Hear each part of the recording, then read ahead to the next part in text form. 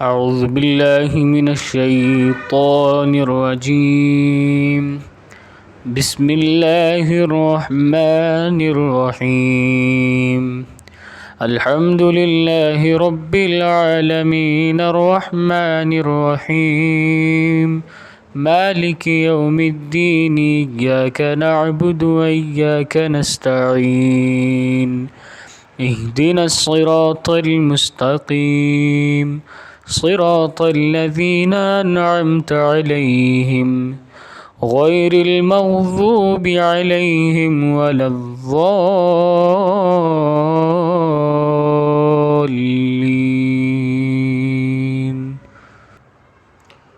قرآن کریم خدائے لم یزل ولا یزال کا وہ ازلی ابدی مقدس کلام موجز نظام ہے جو بذریعہ وحی افضل کائنات فخر موجودات سید المرسلین رحمت للعالمین محمد رسول اللہ صلی اللہ علیہ وسلم پر حسب ضرورت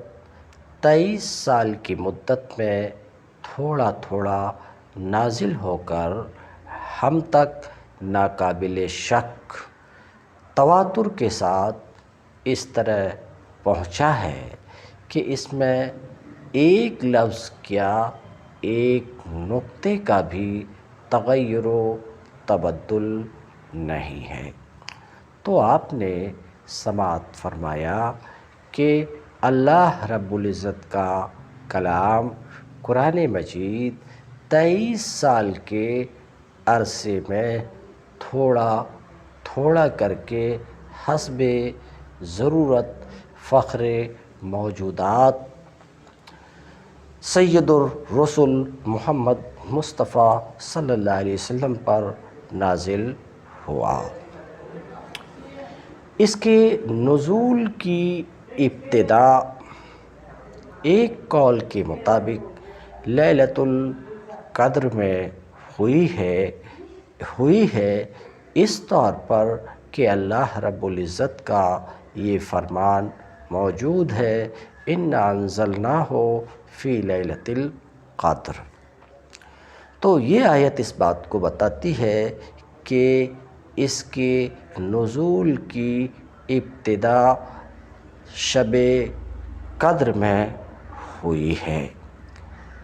مگر اس آیت سے اس طور پر بھی استدلال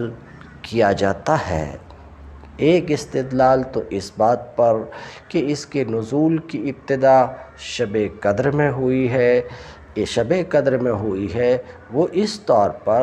کہ آپ سب کو پتہ ہے کہ پہلی وحی جو نبی کریم صلی اللہ علیہ وسلم پر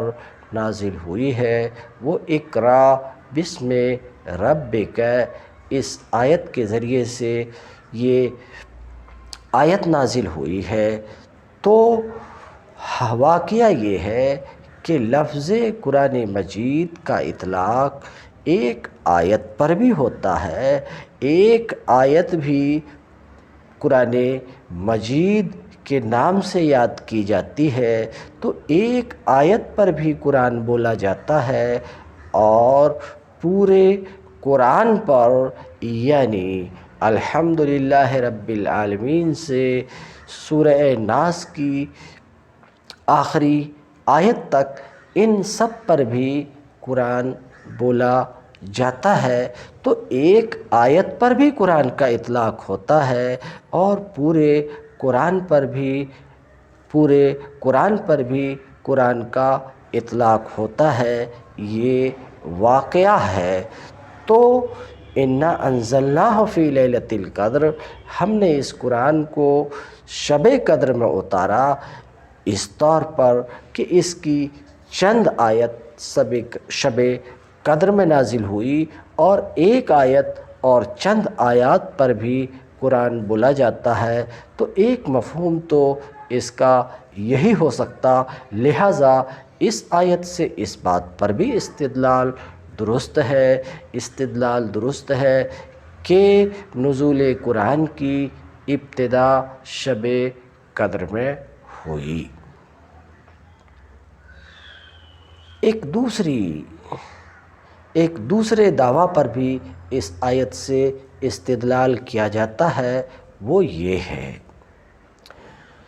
اور وہ اس طور پر کہ قرآن منزل بھی ہے منزل بھی ہے، قرآن کی دونوں صفت ہے، انزال و تنزیل دونوں قرآن کی صفت ہے، یعنی قرآن منزل بھی ہے اور منزل بھی ہے۔ منزل ہونے کو تو اوپر میں بیان کیا کہ 23 سال کے عرصے میں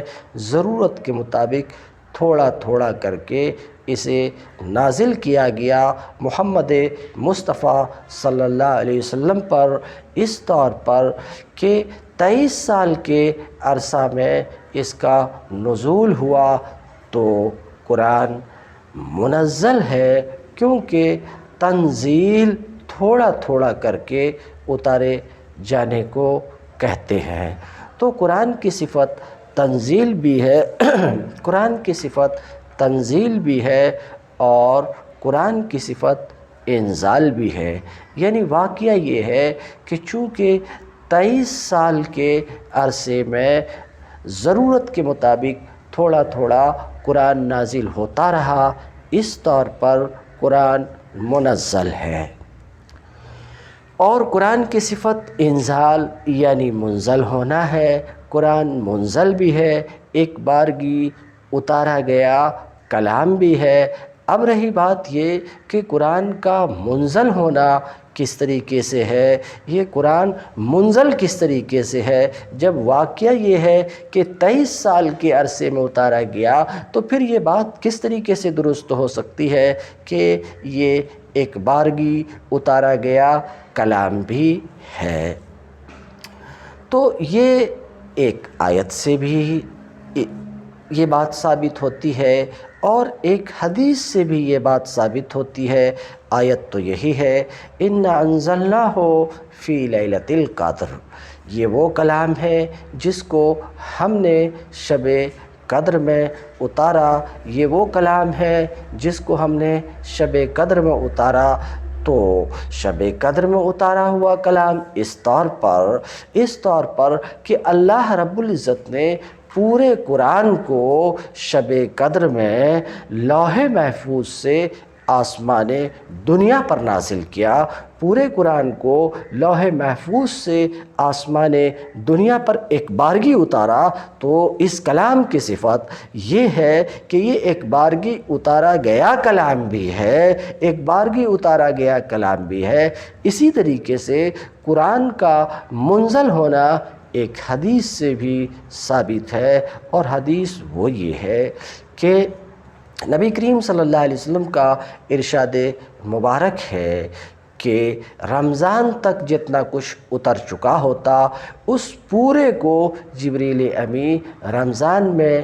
لے کر حاضر ہوتے تھے۔ تو وہ رمضان جس میں نبی کریم صلی اللہ علیہ وسلم کا جس انتقال ہوا، اس سے متصل رمضان میں پورے قرآن کو جبریل امی حضور کی بارگاہ میں پیش کیے۔ اس طور پر بھی قرآن منزل ہے۔ تو میں یہ عرض کر رہا تھا کہ قرآن کی شان یہ ہے کہ یہ ایک بارگی اتارا گیا کلام بھی ہے، وہ اس معنی میں کہ لوح محفوظ سے آسمان دنیا کی طرف ایک بارگی اسے اتارا گیا، اور قرآن منزل بھی ہے کہ 23 سال کے عرصے میں تھوڑا تھوڑا کر کے نبی کریم صلی اللہ علیہ وسلم پر نازل ہوتا رہا۔ اور اس نزول کی ابتدا اس طور پر ہوئی کہ جس وقت تاجدار مدینہ سرکار دو عالم صلی اللہ علیہ وسلم کی عمر مبارک 40 سال کی ہوئی، تو بروز دوشنبہ سب سے پہلی آیت اقرا بسم ربک نازل ہوئی۔ اس وقت آپ صلی اللہ علیہ وسلم غار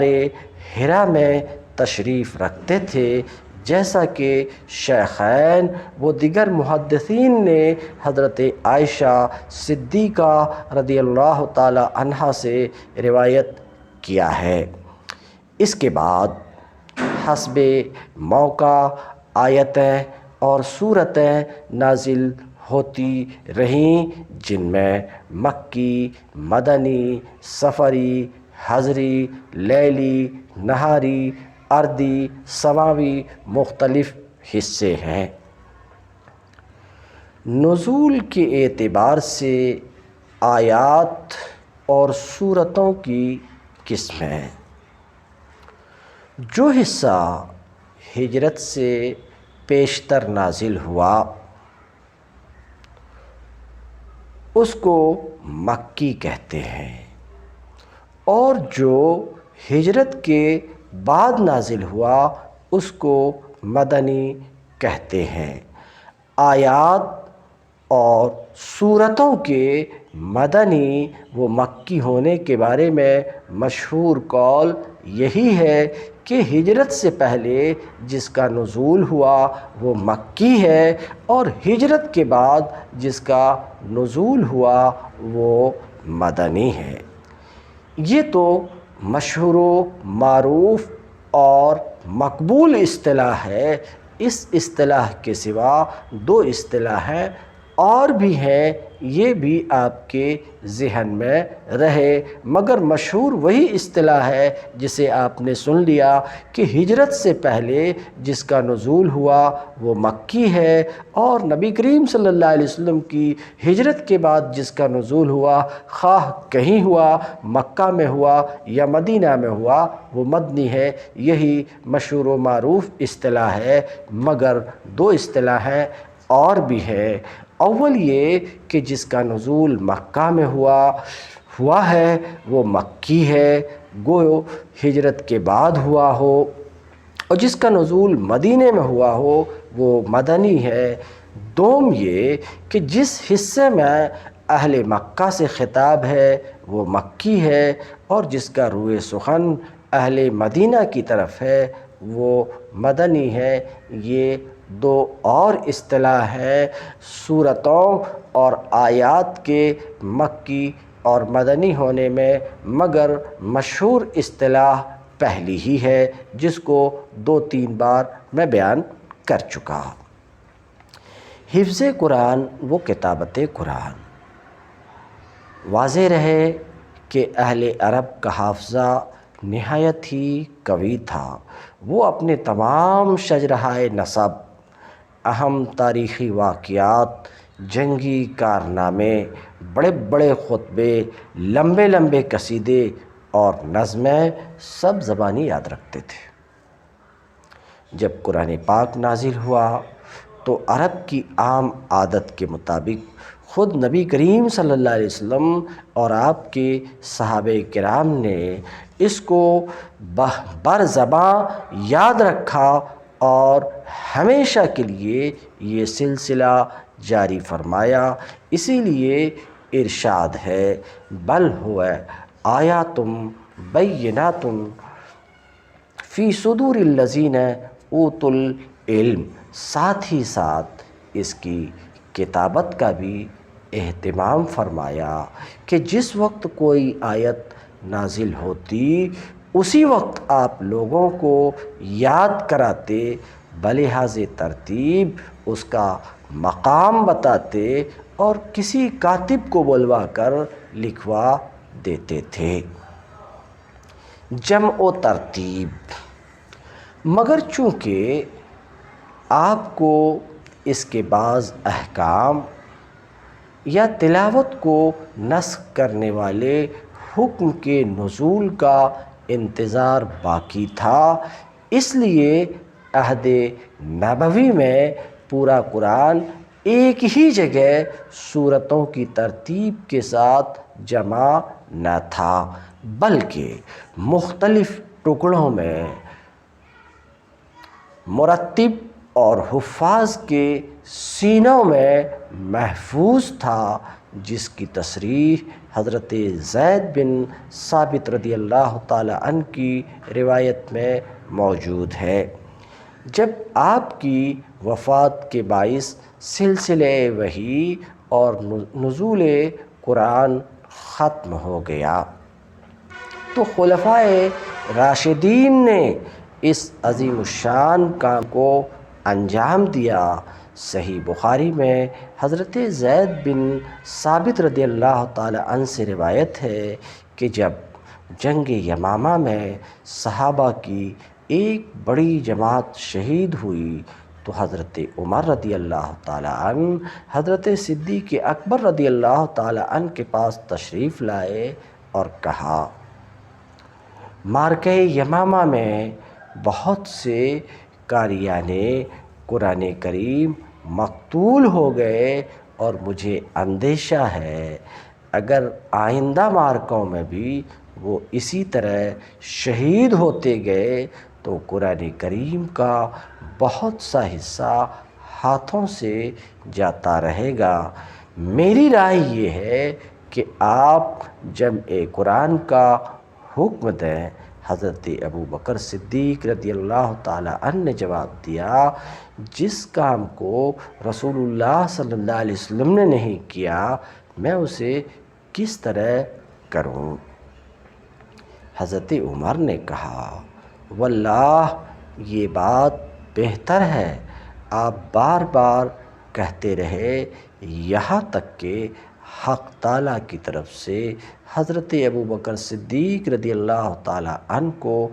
اس سلسلے میں شرح صدر ہو گیا۔ آپ نے حضرت زید بن ثابت سے فرمایا کہ تم سمجھدار نوجوان ہو، کاتب وحی بھی ہو، تو قرآن کی تفتیش و تحقیق کر کے جمع کرو۔ آپ نے بھی اولاً وہی عذر کیا جو حضرت ابو بکر صدیق رضی اللہ تعالی عنہ نے کیا تھا، مگر بعد میں آپ کو بھی ان حضرات کی رائے سے اتفاق ہو گیا، چنانچہ آپ نے اس کی جستجو شروع کی اور کھجور کی شاخوں، سفید پتھروں کے چھوٹے چھوٹے ٹکڑوں اور لوگوں کے سینوں سے جمع کرنا شروع کیا اور سورہ توبہ کی آخری آیتیں لَقَدْ جَاءَكُمْ رَسُولٌ الآیات صرف حضرت ابو خزیمہ انصاری کے پاس پائیں۔ یہ منقول صحیفے ابو بکر صدیق رضی اللہ تعالی عنہ کے پاس رہے۔ ان کی وفات کے بعد حضرت عمر رضی اللہ تعالی عنہ نے ان کی محافظت کی اور حضرت عمر کے انتقال کے بعد وہ صحائف بجنس ہی حضرت حفصہ بنت عمر رضی اللہ تعالی عنہما کے پاس محفوظ رہے۔ جمع و ترتیب میں غایت احتیاط، روایت میں اس کی بھی تصریح ہے کہ حضرت عمر رضی اللہ تعالی عنہ کسی شخص سے قرآن کا کوئی حصہ اس وقت تک تسلیم نہیں کرتے تھے جب تک کہ وہ اپنے 2 گواہ نہ لے آئے۔ تو حضرت زید بن ثابت کا خود حافظ قرآن ہونے کے باوجود 2 شہادتیں بہم پہنچا کر مصحف میں تحریر کرنا حد درجہ احتیاط تھی۔ جمع قرآن بدور عثمان غنی رضی اللہ تعالی عنہ، امام بخاری نے حضرت انس سے روایت کی ہے کہ آرمینیا اور آذربائیجان کی فتح کے موقع پر شامی اور عراقی دونوں ساتھ مل کر معرکہ آرائی میں شریک تھے۔ وہاں حضرت حذیفہ ان دونوں ممالک کے مسلمانوں کا کرت میں اختلاف دیکھ کر سخت پریشان ہوئے اور حضرت عثمان غنی رضی اللہ تعالی عنہ کے پاس آ کر عرض کیا، آپ امت مسلمہ کے یہود و نصارہ کی طرح باہم مختلف ہونے سے پہلے ہی اس کی خبر لے لیجئے۔ یہ سن کر آپ نے حضرت حفصہ کے پاس کہلا بھیجا کہ جو صحیفے آپ کے پاس امانتاً رکھے ہیں انہیں بھیج دیجئے تاکہ میں ان کو مصحفوں میں نقل کرانے کے بعد پھر آپ کے پاس واپس ارسال کر دوں۔ حضرت حفصہ رضی اللہ تعالی عنہا نے وہ صحائف حضرت عثمان غنی رضی اللہ تعالی عنہ کو بھیجوا دیے اور آپ نے حضرت زید بن ثابت، حضرت عبداللہ بن زبیر، سعد بن وقاص، سعد بن عاص، عبد الرحمن بن حارث بن ہشام رضی اللہ تعالی عنہم اجمعین کو ان کے نقل کرنے پر مامور کیا اور کہا کہ جہاں کہیں قرآن کے تلفظ میں تمہارے اور زید بن ثابت کے درمیان اختلاف ہو وہاں اس لفظ کو خاص قریش ہی کی زبان میں لکھنا، کیونکہ قرآن انہی کی زبان میں نازل ہوا ہے۔ چنانچہ اہل قریش کی اس جماعت نے مل کر حضرت عثمان غنی رضی اللہ تعالی عنہ کے حکم کی تعمیل کی، اور جب وہ ان صحیفوں کو مصاحف میں نقل کر چکے تو حضرت عثمان نے وہ صحائف بدستور حضرت حفصہ کے پاس بھیج دیے اور اپنے لکھوائے ہوئے مصحفوں میں سے ایک ایک مصحف ممالک اسلامیہ کے ہر گوشہ میں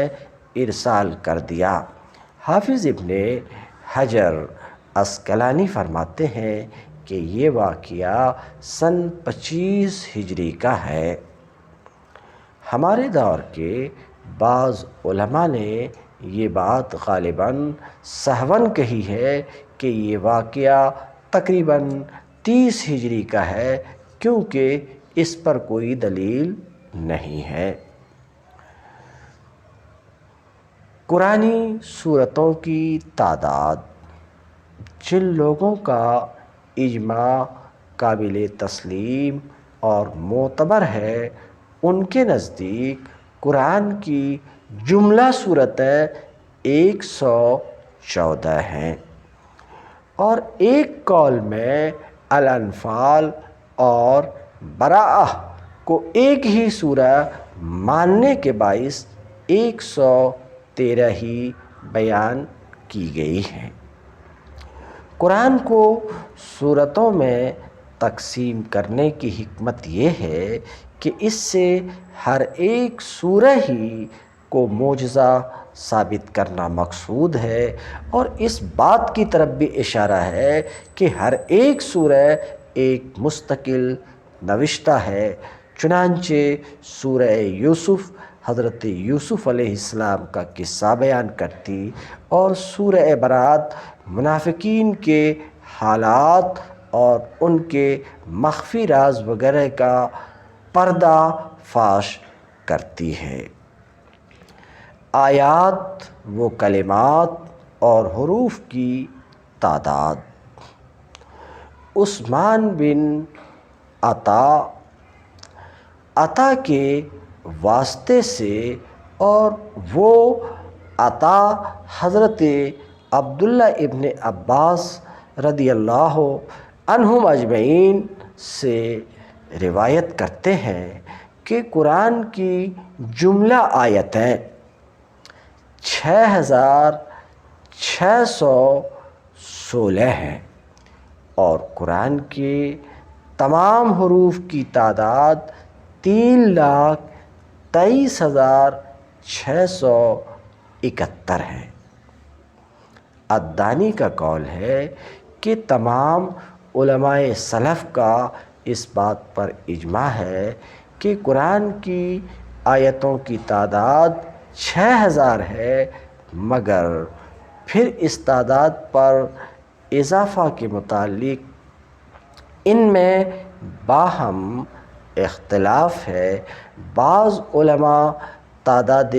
مذکورہ پر اضافہ کے قائل نہیں ہیں اور کچھ علماء کا خیال ہے کہ 204 آیتیں زیادہ ہیں اور 200 سے اوپر والی آیتوں کی نسبت 14، 19، 25 اور 36 کے اقوال موجود ہیں۔ بہت سے علماء نے قرآن کے کلمات کا شمار 77,933 بتایا ہے اور بعض مفسرین نے 77,437 اور کچھ علماء نے 77,277۔ ان کے علاوہ اور بھی کئی اقوال ہیں۔ تعداد میں اختلاف کا سبب یہ ہے کہ کلمہ کی ایک حقیقت ہوتی ہے، پھر اس کا مجاز بھی ہوتا ہے اور اسی کے ساتھ اس کے لفظ اور رسم الخط کی رعایت بھی رکھی جاتی ہے اور ان سب امور کا اعتبار کرنا جائز ہے۔ چنانچہ ان علماء میں سے جو باہم اختلاف رکھتے ہیں، ہر ایک نے انہی میں سے کسی ایک بات کا اعتبار کیا ہے۔ یہ تو مختصر تعارف تھا قرآن مجید کا۔ اب سورہ فاتحہ پر گفتگو انشاءاللہ اگلے درس میں ہوگی۔